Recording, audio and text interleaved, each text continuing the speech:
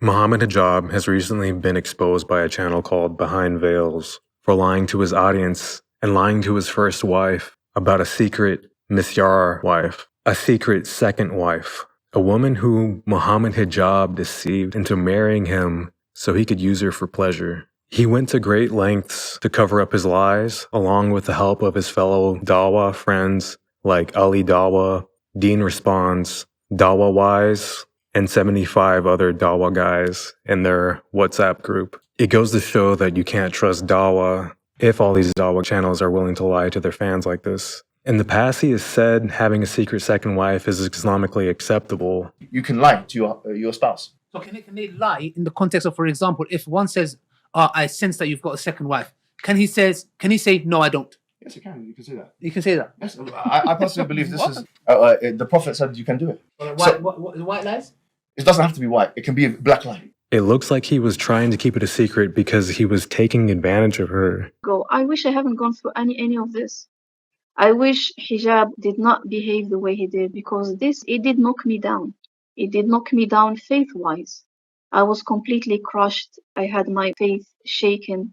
Even though he was completely acting in accordance with Islam, this abusive quote-unquote marriage would be bad publicity for Islam. And of course, because he wanted to hide this from his first wife, and he had to lie to his audience in order to keep it a secret from his first wife. And now it's turned into a whole ordeal. This teaching that you can lie to your spouse like this comes from a hadith in Sahih Muslim 2605 that says lying is justifiable for reconciliation between husbands and wives. The marriage Mohammed Hijab entered into with a woman who goes by Aisha is what's called a Misyar marriage. A Misyar marriage is a contractual marriage where certain marital obligations are waived. The wife relinquishes rights like financial support and cohabitation, and the husband is not required to support her. But Aisha says she was deceived into it and is simply trying to seek justice.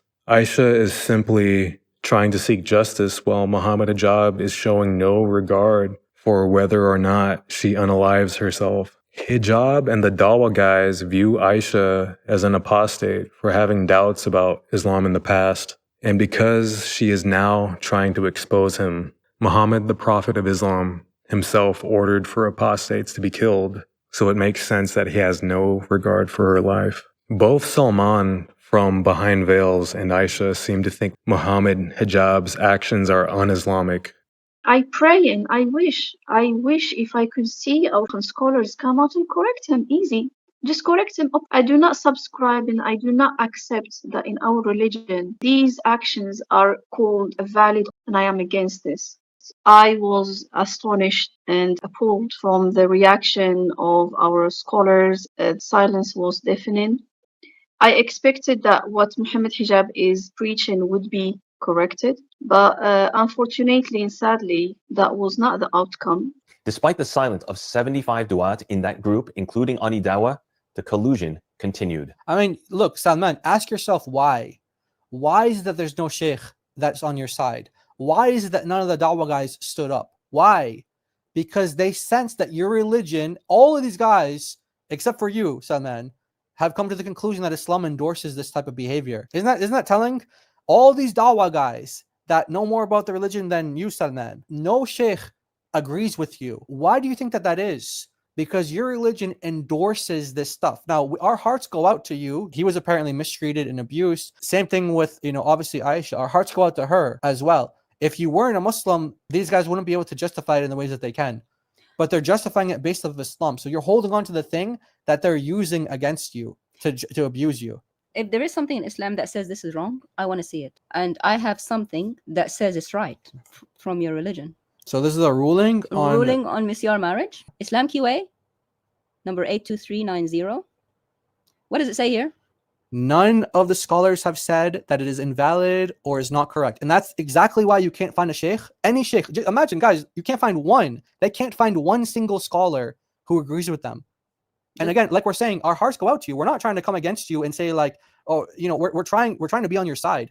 But your religion endorses this type of behavior and it justifies this stuff. On the website Islam QA, they give out what are called fatwas, which is an Islamic legal opinion given by scholars of Sharia law. So here's Islam QA. Here's an entry about Misyar marriage and giving some reasons why someone would want to enter into it. And he says, some married men may want variety and halal pleasure without affecting the first wife and her children. In some cases, a husband may want to conceal his second marriage from his first wife for fear of the consequences that may result and affect their relationship. He says these are prominent reasons for Misyar marriage. Misyar marriage is very exploitative and abusive of women, which is normal and expected in Islam.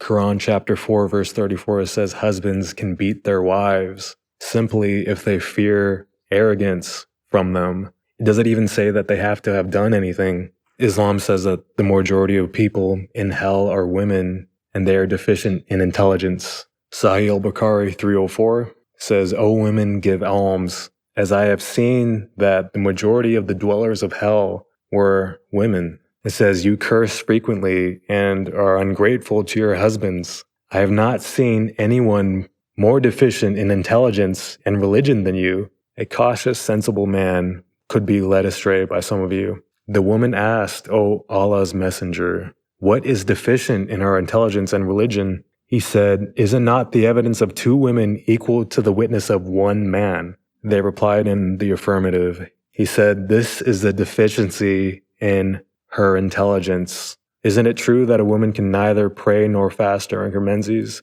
The woman replied in the affirmative. He said, this is the deficiency in her religion. Mohammed is called the excellent pattern of conduct for Muslims to follow in Quran chapter 33, verse 21. But he married a little girl and consummated the marriage with her when she was 9, while he was 54 years old. Sunan an-Nasai 3378 says, the messenger of Allah married me when I was 6 and consummated the marriage with me when I was 9, and they used to play with dolls. That is meant to let us know how young she was, because in Sahih al-Bukhari 6130 it says that images are forbidden, but it was allowed for Aisha at that time as she was a little girl not yet reached the age of puberty. Islam has this teaching that images are forbidden, but she was allowed to because she hadn't reached the age of accountability yet. Sahih Muslim 1422 says, Allah's apostle married her when she was 7 years old, and she was taken to his house as a bride when she was 9, and her dolls were with her. And so because Mohammed is considered the excellent pattern of conduct, it means that this is considered okay for Muslims to do. So why do I as a Christian care? Isaiah chapter 1 verse 17 says, learn to do good, seek justice, correct oppression, defend orphans, and plead the case of the widow. I see the evil of Islam, what it does to the world, and how it opposes the gospel of Jesus. My prayer is that everyone watching this would turn to Jesus Christ and acknowledge him as Lord. That's really the whole purpose of this video.